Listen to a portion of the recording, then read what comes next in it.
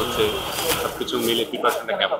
না, আলহামদুলিল্লাহ গত 5 দিন ধরে আমরা প্র্যাকটিস করতেছি, আমাদের প্রিপারেশনটা ভালো আছে।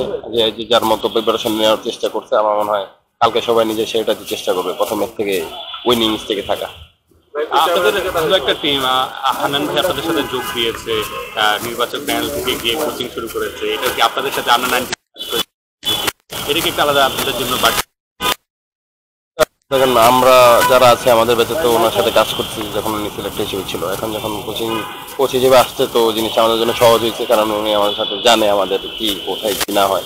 তো এক্সপিরিয়েন্স আসলে কাজ করে না, খুবই ভালো স্যার, অনেক হেল্পফুল, চেষ্টা করতেছে ব্যাটিং এ বোলিং এ যখনই হোক সাহায্য করার যতটুকু ওনার এক্সপিরিয়েন্স আছে উনি শেয়ার করতেছে, আমরা ওনার চেষ্টা করতেছি। তো ওভারঅল খুব ভালো।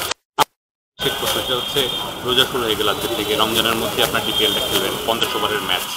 একটু কি যে মানে আমাদের অনেক ক্রিকেটাররা রোজা রাখে আমরা জানি, একটু কি এনার্জির বিষয়টাকে একটু প্রভাব ফেলে কিনা মাঠে?